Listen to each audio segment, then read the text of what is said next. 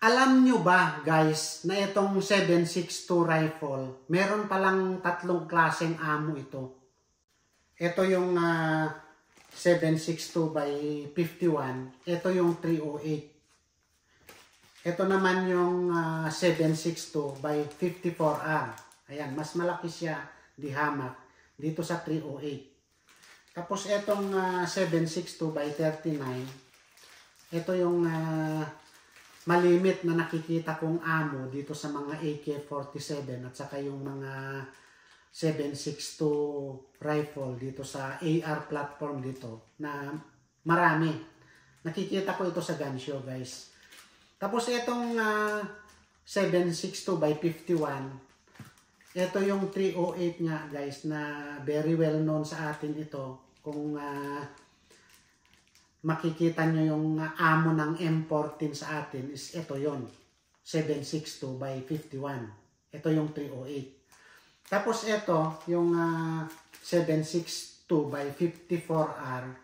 Ito, parang hindi ko nakita ito sa Pilipinas. Parang hindi ko narinig ito guys, itong amo na ito.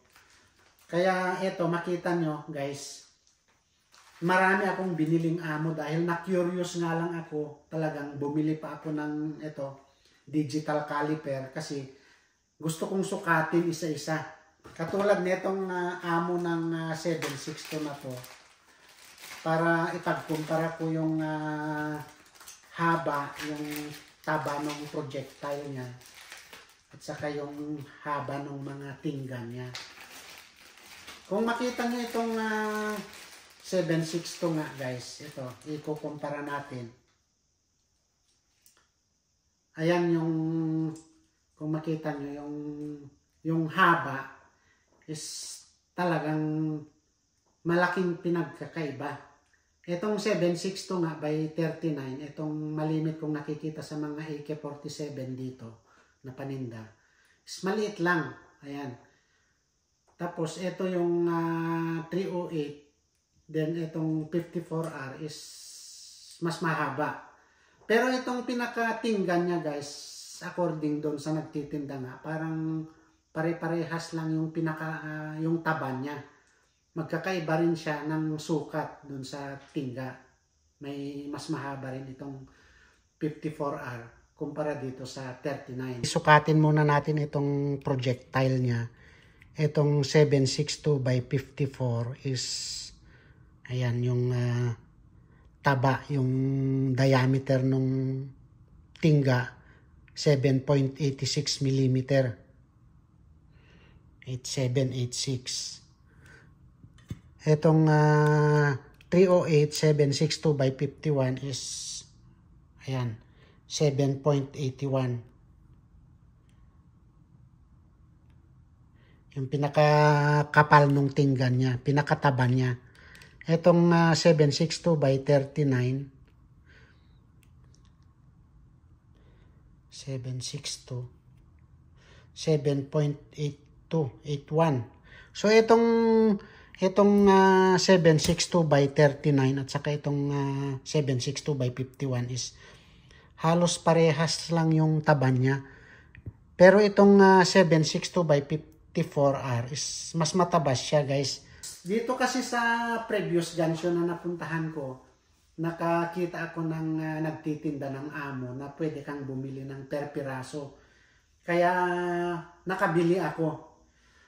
Doon sa ibang store kasi guys, doon sa mga seller ng amo, hindi ka makakabili ng per piraso, hindi per box. Kaya anong gagawin ko sa isang box na amo? Katulad nito, itong 338 Lapua. Ito guys, hindi mo rin ito marinig sa Pilipinas. Parang hindi mo nga alam kung anong klaseng baril ang gagamitan nito. Pero kung ikukumpara mo dito sa amo ng 308, yung pinaka-amo ng M14, is napakalaking diferensya. Ayan. Tapos itong ito, yung 3006. Ito naman yung amo ng Garand guys. Kung ikukumpara mo rin itong amo ng Garand dito sa 308, is mas malaki rin yung Garand. Ayan, mas mahaba rin siya. Pero itong amo yata ng Garan at saka itong 308, yung pinakatinggan niya is parehas lang din ang taba. Nagkaiba lang sila sa haba ng brush niya at saka itong haba ng tingga. Ayan, mas mahaba siya. Ito yung Garan guys, ito naman yung rifle nga na very well known nung World War II. Ito yung ginamit ng US na inisyo nila sa US Army nung araw na pagkakaalam ko. Marami guys, marami akong nabili pati itong ito yung 44 Magnum at saka itong 50 Action Express. Nakita mo ito sa amo naman to ng Desert Eagle kung ikukumpara mo is ito mas malaki itong 50 AE kumpara dito sa 44 Magnum. Ayan. I-share ko lahat ito guys, sukatin natin isa-isa kung gaano kalaki yung pinagkakaiba katulad nito, yung 10mm at saka itong 40 SW. Ayan.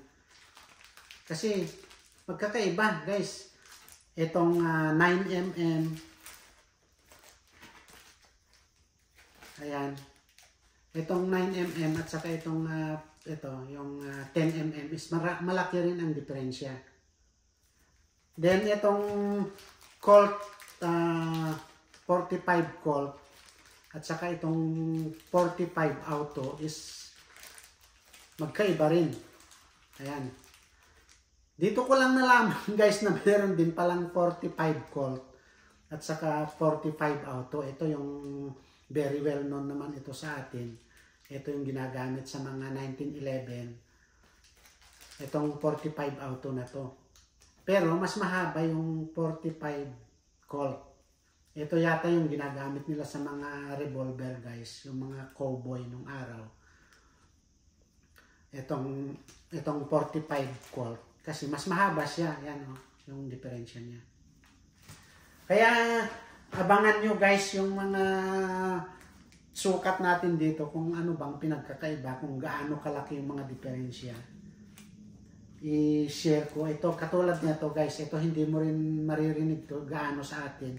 Itong 5.7. Ang design ng amo niya guys is parang design ng 5.56. Pero mas maliit siya. Pinaliit siya sa 5.56. Ayan. FN 5.7. Itong 500 SW. Ito napakabigat guys. 700 grains yung sabi nung nagtitinda dito. Ito. Talagang baliktad ka na siguro dito pag itong tumama sa'yo guys. Kung ikukumpara mo dito sa amo ng 308, ayan. Yung tinggan niya is talagang napakalaki. Halos kasing laki ng brush nitong 308. Ayan. Maraming salamat guys. Sana abangan nyo yung sukat natin dito sa iba't ibang klaseng amo.